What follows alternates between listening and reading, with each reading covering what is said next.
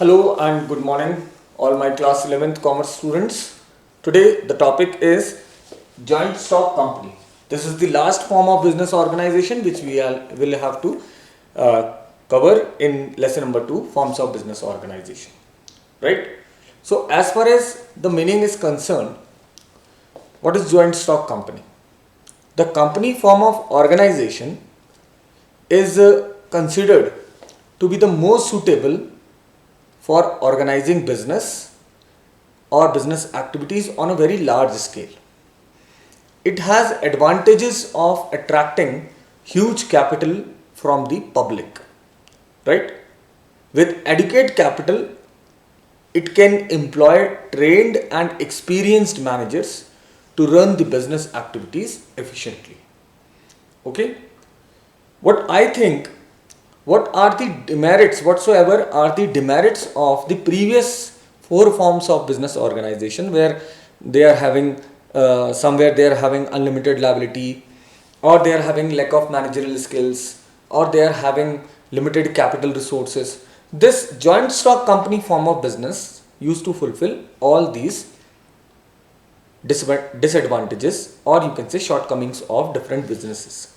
Okay, if you want that, or some businessman wants that this type of situation never arise in in our business, lack of or shortage of funds, okay, or lack of trained and experienced employees, or having unlimited liability, okay, so they can go for joint stock company. This is a very typical type of business form, okay, which is totally legal, okay, having a procedure to form it.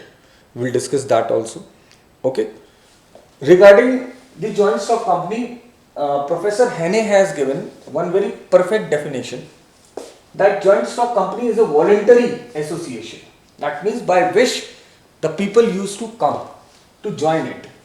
Okay, association of individuals for profits, who come for profit making, who want profit as their income. Okay, so they can come and join any joint stock company, having a capital divided into transferable shares. Okay, so joint stock company, the very big advantage, and as well as it is one of the feature of joint stock company, that it is having capital which is divided into different transferable shares, okay, and the ownership of which is the condition of membership. Okay, these transferable shares are the type of ownership which joint stock company used to provide. At the same time, it is the basic requirement of the company or members or membership, right? So a joint stock company is a voluntary association of individuals for profit, having capital divided into different transferable shares, the ownership of which is the condition of its membership. Okay, I want you, before moving ahead, you please note down this definition so that we can proceed further. Okay,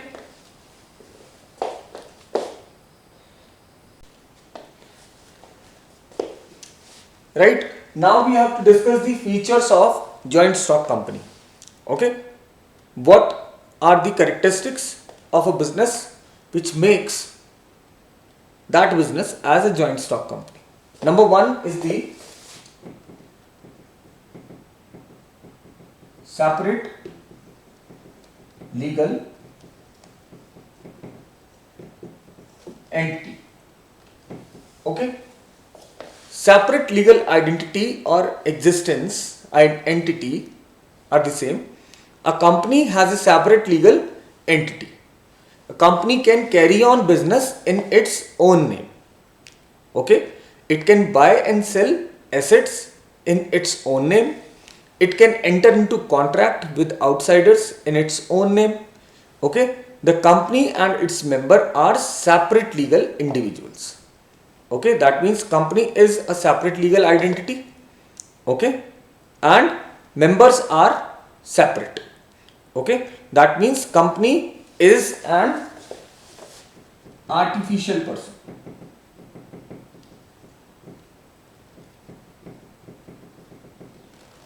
right? So it is treated as an artificial person. Artificial person means looks like a person. Okay.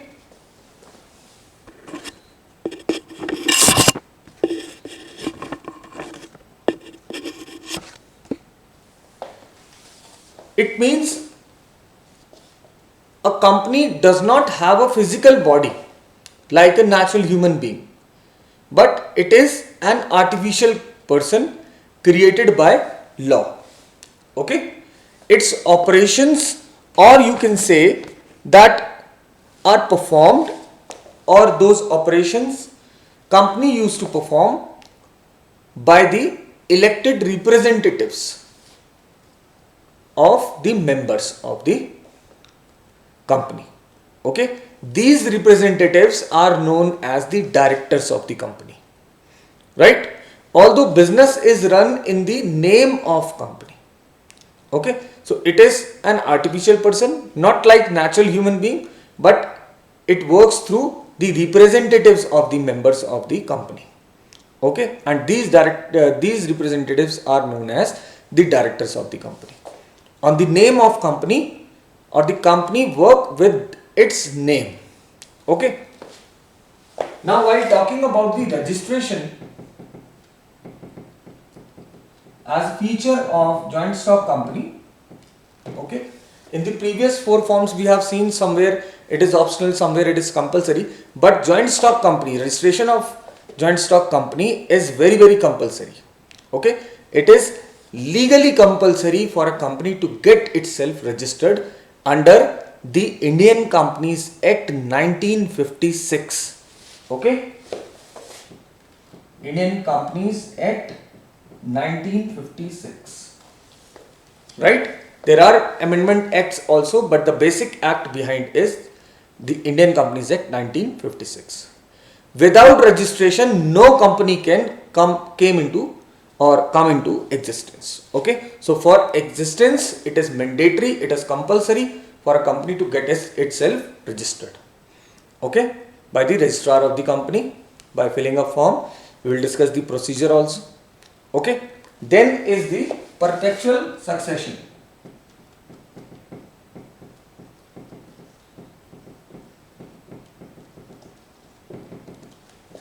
Okay, we had discussed this point also in the previous topics where partnership we have concerned. Okay, but perpetual succession is having the same thing. A company has continuous existence independent of its members. Okay, as it is an artificial person. A company is created by law, and only law can bring it to an end. Okay, with the wish of the members, it cannot die or it cannot be ended. Okay, death, insolvency, incapacity of any member does not affect the existence of the company. Members may come, members may go, but the company goes on forever, will continue forever. The life of a company can come into an end through a legal procedure only, and that legal procedure is called winding up of company. Okay, WINDING UP. Okay, winding up. Okay, then fifth point we will discuss the common seal.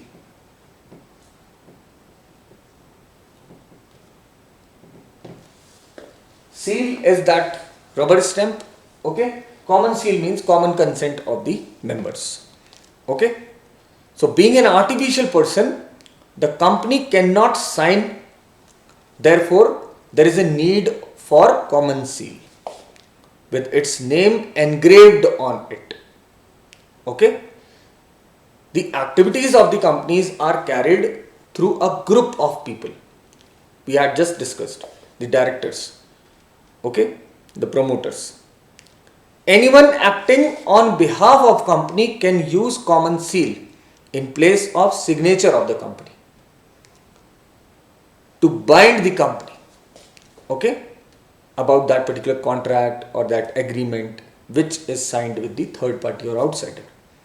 Okay, any document which does not bear the common seal of the company is not binding on the company, is not legal. Okay, so company works through a common seal.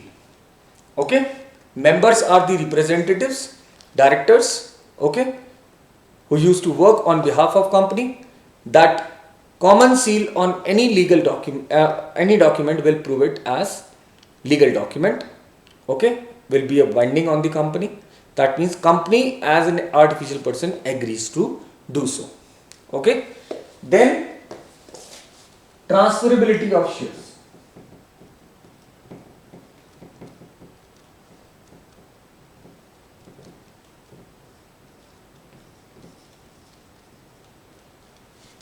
Right?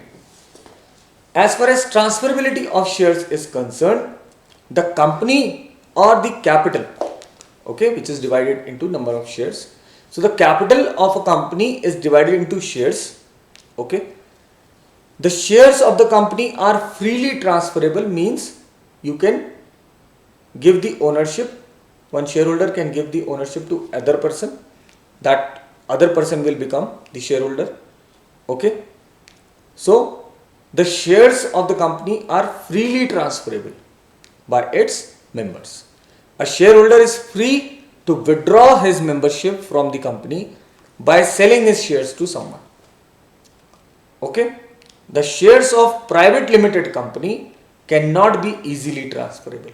Okay, there are two types of companies: joint stock companies, private limited company and public limited company. Okay, public limited company is formed through the people of the public, people from the public.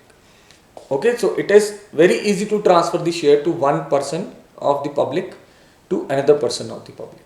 But private limited companies shares cannot be transferred easily. I'm not saying it is not possible, it is possible, but it is not easy procedure. It is not having easy procedure.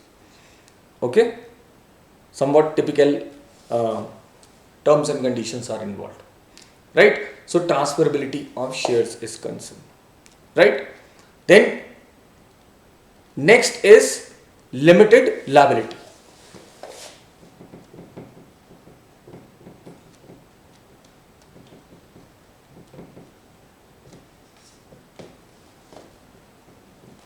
Okay, as far as liability is concerned, all the members, means the shareholders of the company, are having the advantage of having limited liability. That means only the unpaid part of their share can be called for the payment of debts. In case if the company's assets are not sufficient to meet out the outside debts, members' personal assets and property cannot be used for payment of debts. This is what is the limited liability clause says. Okay, so every person or every member of the joint stock company is having limited liability. Okay, their unpaid amount can be called for payment of debts, outside debts. Okay, but other than that, which they are liable to pay, other than that, company or law cannot ask for the personal property of the members. This is one of the biggest advantage. Okay, last point what we have to discuss is separation of ownership and control. Okay,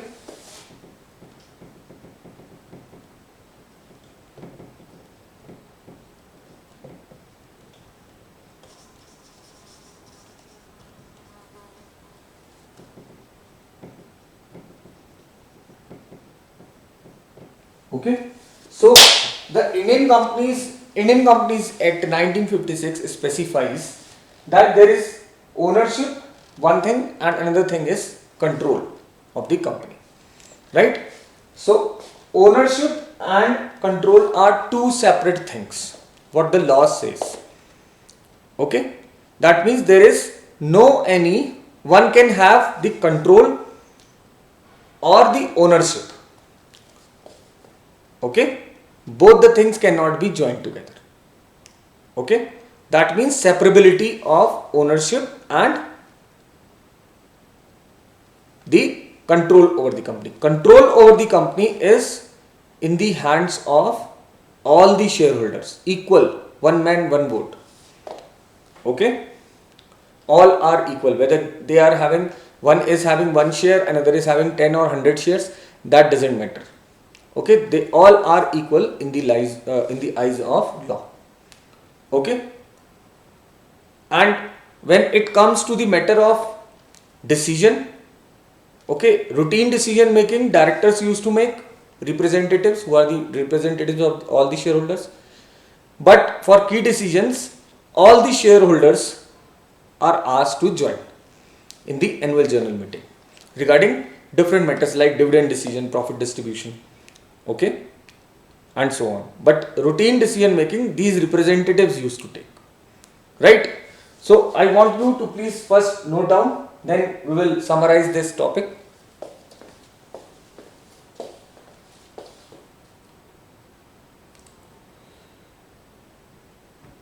Right? So separation of ownership and control, which means the company form of business is owned by the shareholders. Okay, these shareholders elect their representatives who are called directors of the company. Okay, the directors manage and control the activities of the business by appointing professional experts. Okay, so everybody is having equal control over the company because they have given their representatives to represent the company, represent them. Okay, and as far as limited liability is concerned, limited liability, we discussed that the liability of the members of the company is limited to the extent of their capital or share capital contribution in the company. Okay, we can have one example also. If a person has purchased, suppose 1000 shares of 100 rupees each, or suppose 10 rupees each, so then his liability is limited up to 1000 into 10, that is 10,000 only.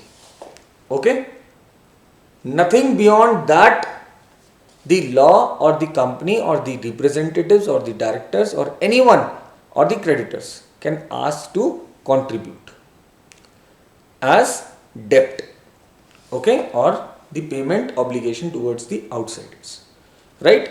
So here we have discussed these 8 features of joint stock company. In the next session we will discuss regarding the merits, demerits of joint stock company, types of joint stock companies, private and public. Okay, we will discuss the questions relating to these topics. Fine. So what we have learned, separate legal identity or entity existence, that it is having its own identity other than its member. It is separate. Member's identity is separate, company's identity is separate. Then it is an artificial person, works through common seal.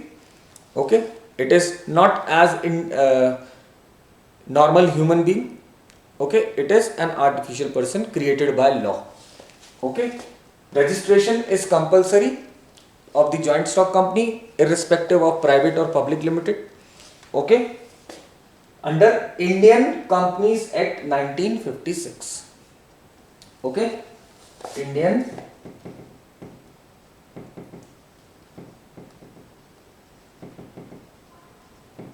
Companies Act 1956, the Indian Companies, okay, Governing Act,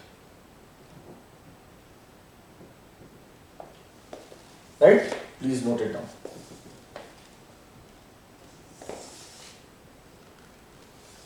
Then it is having perpetual succession, that means cannot be ended. As it is created by law, it will be having, it will have end by law only, and that ending process is known as winding up of the company. Okay, this is what is the registration, when the birth takes place of the company. Okay, and by following the winding up process, a company come to an end. Okay, then common seal, it works through the directors. Obviously the activities are done by, they are the managers, they are the controller of the company, but common seal means a common understanding and consent of all the members of the company, and company works through a common seal stamp. Okay, transferability of shares is possible in the company. Okay, but in private limited company it is somewhat difficult to transfer. By following a process one can do so, but in public limited company transferability of the shares is possible. Okay, one shareholder can transfer the number of shares to anyone else whenever the shareholder wants. They can withdraw their capital by selling the shares to any other person. Okay, then limited liability, all the members, all the shareholders of the company are having limited liability to the extent of their capital contribution. Okay, if something is left to pay, okay, other than the promised amount, that cannot be claimed, but within the promise limit, that is, so that is called limited liability. Separation of ownership and control, ownership and control is not in every shareholder's hand, it is in the hands of the directors, who are the representatives of all the shareholders. Okay, so the directors manage and control the activities of the company by appointing professional management experts. Right? So these 8 points we have discussed. We have discussed the proper definition as well as the meaning of joint stock company. Okay, I hope you understand. Okay, you understood all these things. Fine. Even then, if you are having any problem, you can call me, you can discuss by writing your text in the comment box. Fine. Till then, goodbye. See you soon with the next topic, that is merit and demerits of joint stock company. Thank you.